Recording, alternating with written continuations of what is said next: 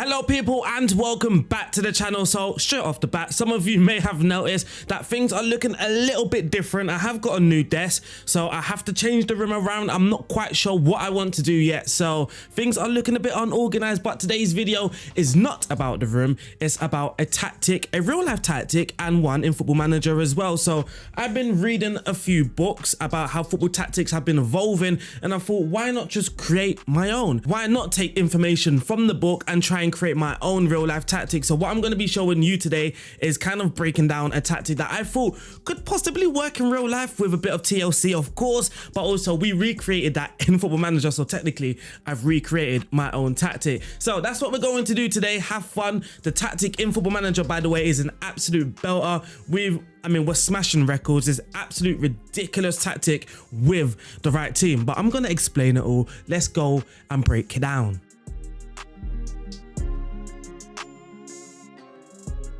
As usual, it all starts from taking notes and creating a game plan, a philosophy, and what you're seeing on the screen right now is sort of my philosophy, as we can say. We're looking to build up in a triangle to try and outnumber the opposition striker, or build up with a box again to outnumber the opposition striker if they're using a two striker formation. So if they're using a 4-4-2, then we're looking to build up with a box to outnumber those two strikers. Prevent the opposition's build up with 4 players in the first line of defense. So actually, here's the key.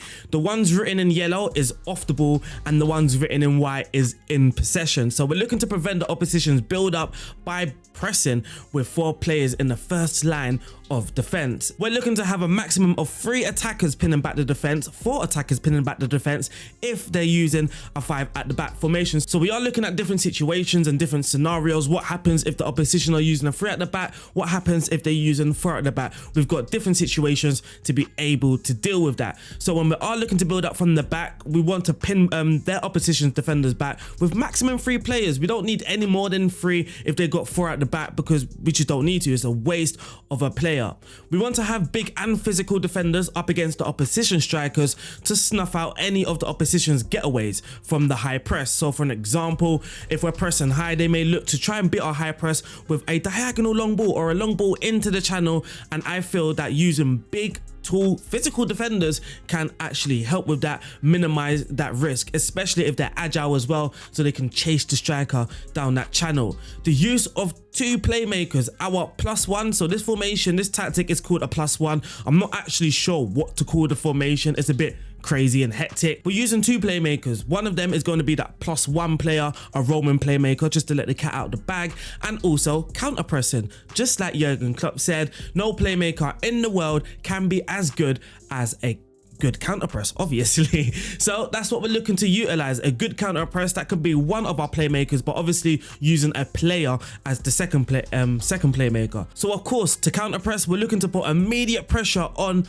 after losing the ball using a man-to-man marking. The squad profile is to be physical. So for this to work, your team need to be really, really good physically. I'm talking stamina, work rate, teamwork, natural fitness, acceleration, agility possibly as well. Physically good teams should handle this tactic really, really well in Football Manager. Mix positional play with functional play. Have an organized and structured shape. Our +1 has to be spontaneous. So many of us know what positional play is when you have a clear identity, a clear structure of how to play and how to build up.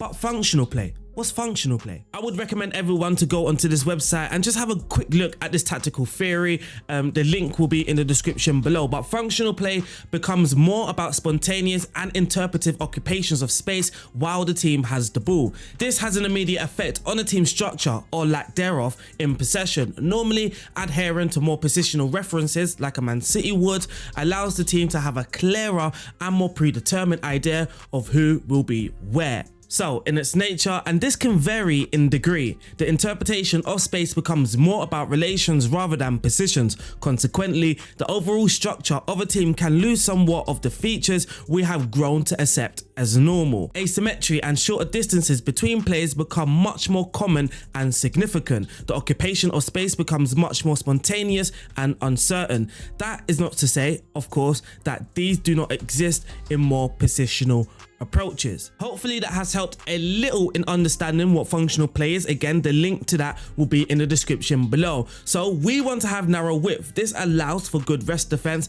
Players in close proximity allows us to counter press effectively and shut down spaces. Important though, for one player looking to stretch and allow for a switch of play as an outlet. So if we're playing especially in narrow spaces, we can be pressed really well. So therefore for us and for me, it's going to be important to allow that switch of play as an outlet to get away from those tight areas. Press in a 4-4-2 shape or a 4-2-4 dependent on the opposition's shape. A 4-4-2 against a 4-3-3 or a 4-2-4 against a 3-4-3 wide, for an example. Our build-up shape resembles a 3-2+1-4 or a 2-3+1-4. The +1, I haven't actually got a name for the role. I'm just going to call it a full central midfielder. We have a full striker, a false 9, so why not have a full CM? Maybe it's a role that I've just created. I'm not exactly sure what to call this role, so I'm just going to call it a full central midfielder for the sake of it. The squad profile, to be highly physical and to be able to handle the intensity of the ball, and in the final third, expression or mayhem. I want complete mayhem in the final third, and also a lot of counter movements, which is one person drops deep, another one looks to then attack. So one comes down and the other goes up. Counter movement. So that there wraps up the game plan. Of course, there's going to be a lot more to it, but it's going to be easier for me to explain that whilst breaking down the tactic in Football Manager. So let's go into Football Manager, have a look at this crazy formation and the results and the style of play that happened, that we achieved in Football Manager.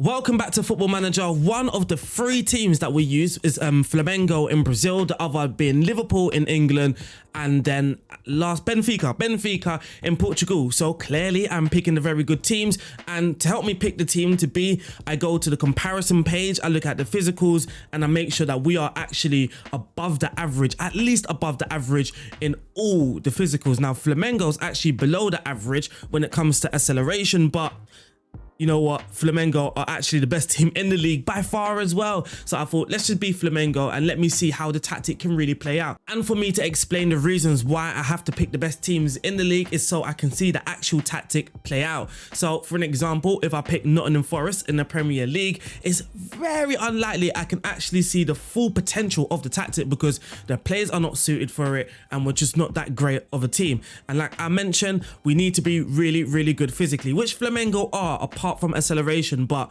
that's just one attribute that we're missing out on. So here is the tactic. It's a bit crazy, I know. Football Manager called it a 4-1-3-2, I believe, so we can kind of go with that, or I've just named it a +1 formation.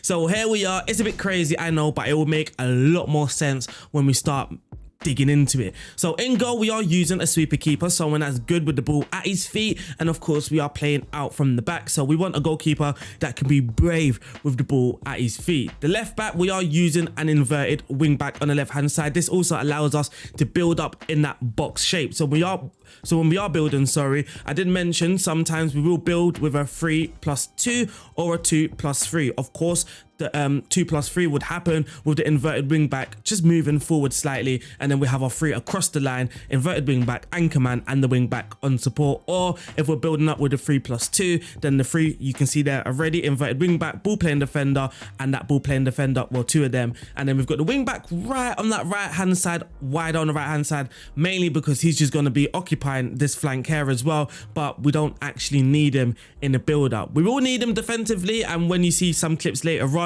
he doesn't defend in that position. He actually defends with the back line, with the back 4. So I felt that putting him more aggressively forward ahead just gives us more emphasis focusing, or him focusing on this flank, but also so we can get that shape, that 2-3+1-4 or that 3-2+1-4. And then we have the anchor man just screening the back line, of course also helping the wing back. So when the wing back gets further forward, he's just going to be screening horizontally across this area here, the back line, and mainly on that right hand side, which is why he's slightly positioned on that right hand side. Now for my favorite player, my +1, the roaming playmaker. He's a roaming playmaker because he's going to roam from his position. I want him to be everywhere. Wherever the ball is, I want him to follow the ball, and that is the main idea. So our Roman playmaker here, Gerson's someone obviously very, very technically gifted, but he can read the game. Anticipation and off the ball is what I'm looking at. Decision making as well is also what I'm looking at. I need him to be able to read the game. That is the most important thing, of course, being technical as well for our +1 player. Now, just looking at his analysis, we're going to see his touches. So we're going to go to the heat map. He had 86 touches in his game, but look where the touches are. They're all scattered all over the pitch. This is exactly what I want.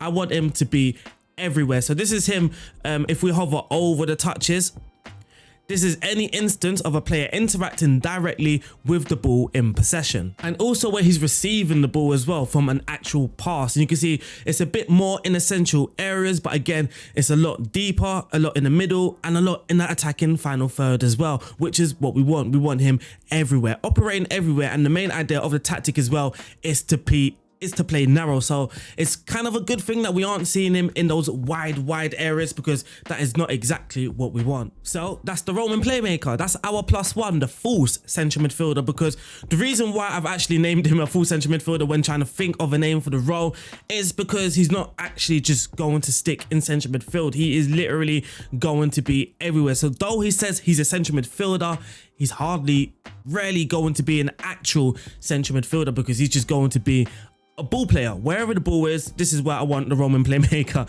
to be. And then out on the left hand side, we've got that winger on attack. I did mention earlier that I want always someone available for that switch of play. Now this depends on the player that you have. Of course, if your player has a player trait of liking to cut inside, it's likely he's going to cut inside regardless of him being a winger. If he's right footed, played on the left hand side, but he likes to cut inside, and you've put him as a winger, he's still going to try and put the ball onto his stronger foot and then come inside. I've said it again. But then when you have a left winger, of course, he's looking to beat the player on the outside and drive on the outside. But off the ball, the main thing that I want from him is to be free and to be wide. This is the only player that is also going to be disrupting our shape. So a bit more, again, looking at functional play rather than strictly positional play. We also have a shadow striker, and we have an advanced forward as well. The shadow striker does really well in drifting out wide. Some of you may have seen some of my videos before. Sometimes when a player is in that central area, it doesn't mean he's just going to stick there when defending. He's going to be very wide, practically a 4-2-4, and you will see again some clips, or I'll just put up a screenshot right now. And then lastly, I don't think I've mentioned him, we have a deep line forward on support, and this is our counter movement. He drops deep. We've got the shadow striker getting further forward. We've got the winger getting further forward, possibly the Roman playmaker as well. So there's the player roles. Now some of you may have seen the player instructions, and that's because we want to man mark. We want to be really intense. So on each of these players here, you can see tackle harder, man mark, tackle harder, man mark, tackle harder, man mark. Now you may see as well shoot less often and dribble less, but that's just me trying to find a tweak for why my strikers are shooting so much and dribbling so much, running towards the goal, which is what I didn't want at all the time. So I was just finding little tweaks, but the main tweak here is the tackle harder, mark tighter. The anchor man doesn't have mark tighter actually, because I want him to be defending an area rather than a player, because again, it's important that he's actually anchoring horizontally and that back line. So now moving over to the team instructions, mentality, balance, attacking width is set to fairly narrow. I want things to be narrow. I want players to be operating in close proximity apart from the left winger. But yeah, attacking width fairly narrow. Again, this allows the rest defense to be decent as well, with players in close proximity, allows us to close down space fairly quickly and effectively. We're going to play out from the back. The passing directness is on shorter tempo and on standard. We are possession based, so that's where the Pep Guardiola comes in from the book. That's where Pep Guardiola comes in. But what is kind of unlike Pep Guardiola, I would say, is complete mayhem and freedom to express yourself in the final third. So we do have be more expressive. I want players just to do whatever. Now this actually may be the reason why some of my strikers are just running towards goal when I didn't want them to, because I'm telling them, look, just be expressive. And you do see some nice football, but it's also sometimes frustrating when you see a clear opportunity for a player to make a pass, but he wants to be more expressive. In transition, when the possession has been lost, counter press. Of course, when possession has been won, counter attack, so we can attack that space. Again, counter pressing, being the playmaker. Further to help that playmaker, we want players to run forward and help. So also in possession, the goalkeeper distribute the ball to the centre back and by taking short kicks, sorry. Lastly, out of possession, the high press. This is not really involved much from anything that I've read. It's all not sort of gegenpressing, but it's just high pressing, high intensity, and this is also going to require your squad to be highly physical. So this here is the tactic all wrapped up. We do have a second version away from home to the elite teams, where now in the final third, actually we're more disciplined. The passing directness is a little bit more direct, so too the tempo, of course, and out of possession we're now operating in a mid block and our defensive line is dropping more deeper. And then lastly, we're having a version where we're at home, but to those elite teams where the mentality is on positive. We're still being more disciplined, we're still operating in the mid block, but the main difference being is that positive mentality, but also the sweeper keeper as well. The sweeper keeper has changed mentality. He's now on defend against the elite teams, but attack against the teams that you should be up against. This tactic does very well breaking down mid to low blocks. If you're expected to win, you're majority of the times you're going to win using this formation. And yeah, now let's look at the results and the style of play.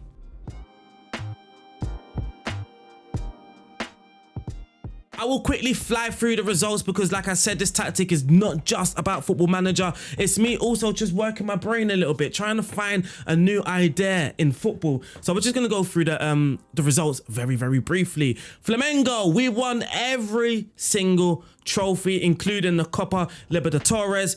But disclaimer, I did go on holiday. I didn't play a single game for Flamengo. I did though, however, at Benfica and Liverpool, and those two, funny enough, were the better results. So in Brazil, and the reason why you get better results when you're playing it yourself, or even you don't actually have to play the game if you do instant result rather than just going on holiday, is because you can actually do the team yourself. What the assistant manager was likely doing is playing players that are tired and just playing players in different positions than what I would have anyway. But none of that. You can see, oh my God, Fluminense got relegated. But Flamengo topped the group, or topped the league, where they won 29 games out of the 38, drawing 4, losing 5, scoring 106 goals and only conceding 32. So we had the best defense, we had the most clean sheets, completed the most dribbles. Possession-wise, we come in second, 58%. Pass completion, that's disappointing. But I do believe this was the first test, or this was one of the tests where I was still trying to find the perfect tweak. We had the most shots for, the fewest shots against, and we scored the most goals. The strikers like to score. Pedro scored 59, Gabriel Barbosa scored 50, and then we have Bruno Henrique with 38 goals. Assists as well, Everton 30 assists. I need to check if that was actually set pieces. Goals from corners, we only scored 10 goals from corners, so I don't know, but he's got 30 odd assists. Moving over to Liverpool, where we only actually played 27 games, because by then I got the point. So we played 27, we won 25, we've drawn 2, meaning we're currently unbeaten at this present stage. In the Champions League as well, we've just qualified to the next round. Actually, when did we just play Barcelona? So yeah, we just played Barcelona, and it was at this point I'm like, you know what? Do I carry this on? We did lose the Carabao Cup final though, so we couldn't win every trophy, but we're still in the FA Cup, we're still in the Champions League, still in the Premier League. Again, if we go to the stats, it's just ridiculous. Liverpool have only conceded 7 goals. We've got 21 clean sheets, and we come in second again when it comes to the most possession, the average possession. We had the fewest shots against, the most shots for, and we scored the most goals, 31 more than Manchester City. It's just insane. The XG table as well, we actually scored 81, though the XG is at 65.9, 77 points. So we're actually overperforming by 17 points. Is absolutely ridiculous. But if you want to know more ridiculous, let's look at Benfica. This for me is absolutely insane. I've only seen this, I say, a handful of times on Twitter. I've seen people do this on Twitter. I've actually seen someone do it on a stream as well. But we've played 34 and we've won 33, drawing 1, losing none, getting 100 points, and a goal difference of plus 103 is absolutely ridiculous. I believe we even won the game 10-2. Yeah, we did. So look, we're winning 5-0, winning 10-2. We've actually lost 4-2 here against Sturm, but we did beat them 5-1 in the first leg. And if you should see the results here, 5-1, 5-1, 7-0. Another 7-1 here, 7-1 again, 5-0, 5-0. It's ridiculous. When I mean it's ridiculous, it's absolutely ridiculous. So defensively, very good. Only conceded 19 goals, 19 clean sheets as well. Most possession, we come in second once again with 63%. We had the fewest shots against again, and the most shots for again. Data hub wise, we've actually scored 122, expected to score 82, actual points 100, expected 74.6. So you can see that we're overperforming on many things here. We can see the average pass map here as well, and you can see actually how narrow and crammed it is. This also allows us to have a good rest defense. If we do lose the ball, let's say number 20 or number 21, number 15, someone in that box sort of formation, like in the middle of the field there, if they lose the ball, we can just quickly just counter press and win the ball back. Goals wise, Gonzalo Ramos scored 24. Oh my God, Andreas Schelderup,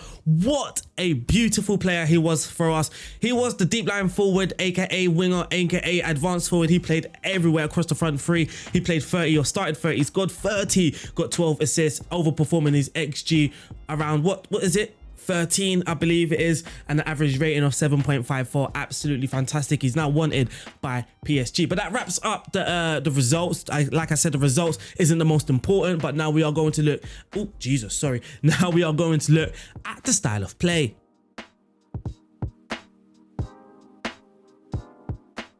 This image is to look at the build-up shape of the 2-3+1 and 4. So we can see the two centre backs here, Grimaldo, Arnsensons, I believe that's how you pronounce his name, and Gilberto making the 3 in that line here. And then at the attack here as well, you can see the 4 players lined up, and then our +1 is in midfield. But look at the +1, just notice that actually the opposition have a decent diamond shaped press sort of in midfield. But who are they pressing? They're literally pressing that one player. They're occupied, they're really occupied by this +1 in midfield. And actually Arnsens as well, the other anchor man, is man mark. So it looks like they're trying to man mark or take out our central midfielders from the game, which is very dangerous, because what Grimaldo does here is play a lovely ball into the channel to shoulder up, and he goes on one-on-one bang. But also look at Gilberto, the right back, down at the bottom of the screen. Like I did say earlier on, we always need that outlet to spread the play out wide. So that is that's what's happening here. If we needed to, Grimaldo can easily just switch the play here,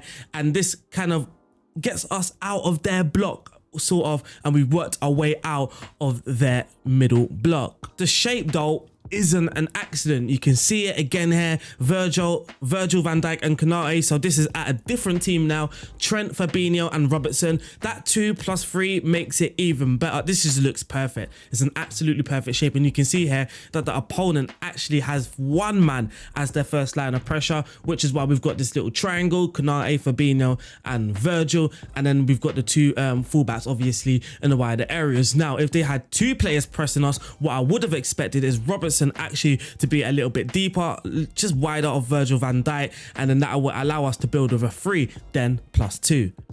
But like I said, this is no accident. And again, Thiago, that false central midfielder. Now, when you have that false 9, what you're trying to do is create space somehow. And that is exactly what we're trying to do as well with Thiago. Create space. He's man marked again, or I'll say man marked, but he's marked. He's got 3 players around him, 4 possibly. And then we have Mo Salah out on the wider area again, allowing us to switch the play if needed. Again, the 2+3 shape, I want you to talk about this one very briefly. Again, it looks very beautiful, but just keep your eye on Thiago and the players around Thiago. Now look at Robertson. Look at Robertson. What is he? He's absolutely free. What happens here is Virgil just plays a simple pass to Robertson. He can progress a little, and Thiago can find space wherever. If Robertson has the ball out in the wider area, Thiago can keep coming over to Robertson, being that +1 for him, allowing to play a simple pass to him.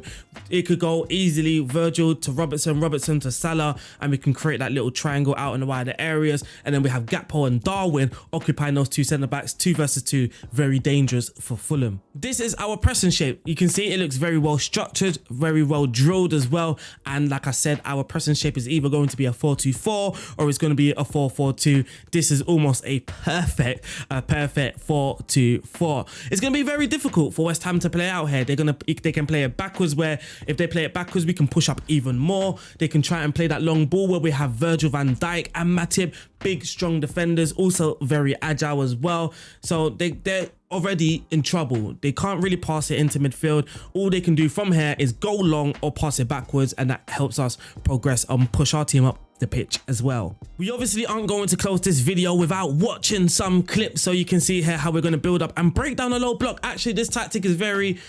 The idea about this when I was reading the books is obviously coming to think of a new formation, a new idea, but also how to break down those low block tactics in Football Manager, because it can be frustrating, really frustrating. And this is a perfect way of how we beat this low block here as well. Otamendi on the ball. We've seen the still image of this move earlier. Grimaldo, and he plays that ball into shoulder up. He goes one-on-one, bangs it in the goal. Lovely play. This is in the 10-2 game as well. This video is titled Middle Third Approach. Having a good rest defense keeps the pressure on. Oh, yes, it does. So they've got the ball. They've cleared it now down the line. Very missile. Our centre-back is going to progress with the ball. He's actually the one centre-back that has dribble more and stay wider as well. Here's Gilberto on the ball, plays it back. Now we're going to see some nice patient build-up. Our centre-back bringing the ball forward. Gilberto down that right-hand side. We can't actually see him because I'm using that analyst view here. Here's Grimaldo. So you can see how our rest defense allows us to put the pressure on immediately. So we've lost the ball here. We've put the ball in. They've headed the ball out.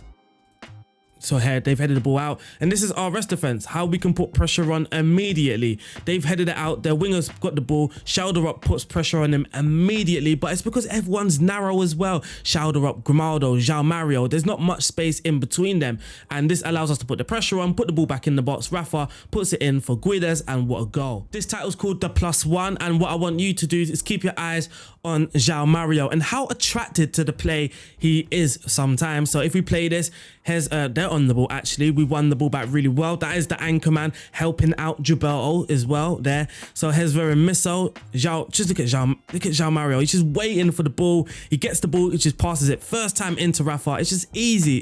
He's literally doing what I imagined as well. So he gets the ball. It's just a simple. It just keeps the play going. Again, we progress the ball. Look at him. He's still there. He's still operating in space, looking for the ball. He gets the ball again. He's again more of an outlet for us. We've been pressed here. Who's that free man? The +1. He plays that ball into Guedes' path. He goes through on goal, smashes it in. That was a beautiful clip from João Mario. Annoyingly, I haven't named these clips. I don't actually know what's going on. We're just going to have to commentate. I obviously saved the clips for some good odd reason. Salah being a wide player here. So we've been, I wouldn't say we've been pressed really well, but Fabinho was pressed. And what other passing option does he have here other than going backwards? This is why I need an outlet at all times, so we can just switch the play out and get out of that press, out of Man United's block here. We're playing against Man United here actually, and then it goes into Salah down the line to Darwin Núñez. We've just completely disorganized the defense. He goes for a goal. Poor defending, but nonetheless we scored. Now this one I believe is another switch of play at Liverpool. So Trent has the ball here. We're going to build up from the back here. Look how brave we are. Alisson Becker to Virgil van Dijk. He's going to play it out wide to Robertson. Robertson being that free man. Now, actually, I think, again, we used to still here, didn't we, earlier on when I was talking about how Thiago was man-marked. I believe this is it. And all I said, all we've got to do here, it's an easy pass to Robertson because they've actually man-marked our playmaker, believing he's going to be the main. He is kind of the main playmaker, but we've got a good play everywhere else. So again, switch of play. Salah has gone down the left-hand side. He's got nothing else to do here apart from switch it to the shadow striker. It's a risky action, but you notice how the shadow striker has actually just dropped out and he's gone into that wider area. Smart by Carvalho. He goes towards the goal, into the box, plays it into Darwin. Lovely finish. 2-0. This is at the Etihad, getting a clean sheet at the Etihad against Manchester City. Let's see how we performed here. So Ruben Diaz to Laporte to Nathan Ake to Rodrigo, Foden. This is what I meant about good defenders, good physical defenders. Now this doesn't, Haaland gets the beating of a different defender here, no doubt. Any other defender, I believe, other than Virgil van Dijk, Gomez might have done well with his pace, Matip as well, but a lot of defenders would struggle there, but not Big Virgil. Big Virgil wins the ball, lets us go on a break. We go on the break. Now this is very good as well. Kind of an underappreciated, something that I didn't really notice about the tactic and what could happen is just a direct play could put us 3 versus 3 pretty easily. So we've won the ball, goes to Salah, Salah down the line easily to Diogo Jota. It's 3 versus 3. We go towards the goal and we score as well. It's lovely play again, just the mayhem. Look at the mayhem, the blink up, the play. The defender should be doing better marking Carvalho there. He doesn't get there, but it's a nice simple tap in. Now I want to show you one more clip because I've probably gone into this video far too long. If it was down to me, this video would be around 2-3 hours. I could go on and on and on about this tactic. Again, a UEFA coach license could possibly just break down this tactic and just say, no, this wouldn't work. But I've actually tried to cover everything. Obviously, I'm not as knowledgeable as a UEFA coach license coach. But I've obviously tried to cover all corners and I thought, you know what, this could be pretty decent at the right team. So here's Fabinho. He collects the ball, being that anchor man for that right back as well, because you notice the right back was out of position there. Lovely play in the middle of the park here. Konate brings it forward, just like the right back, the right side of centre back at Benfica as well. So we are seeing similar things. That's a good save by Ramsdale there. Put the ball back in, and Diogo Jota. So we are seeing different things, similar things at different teams, and that's because they are very, very good teams. Again, now I must stress, if I was not in the Forest, it's unlikely that we could have seen some of these clips that we're seeing here. But it's, again, I'm Liverpool because I know I can achieve certain things, and obviously I want to show you guys certain things. There's no point saying, hey, I've got an idea about football, blah, blah, blah, blah. Pick Nottingham Forest and we don't actually get to see it. That makes very little sense in my honest opinion. But unfortunately, that wraps up today's video. I hope you guys have enjoyed it. Again, thank you for being patient and understanding about the background and the setting. It's not perfect, but I am enjoying it. I can stand up now. I've got a new sitting and standing desk, so we can sit if we want, or we can just go higher. But I'm actually a little bit high because you can see my Emirates Stadium that we built. I built this with the kids actually. But enough of this personal life stuff. Thank you guys for watching. I have appreciated recording this video. I hope you guys have appreciated the video and what I've attempted here. And yeah, have fun, stay safe, God bless, peace out. Shout out to my Patreons.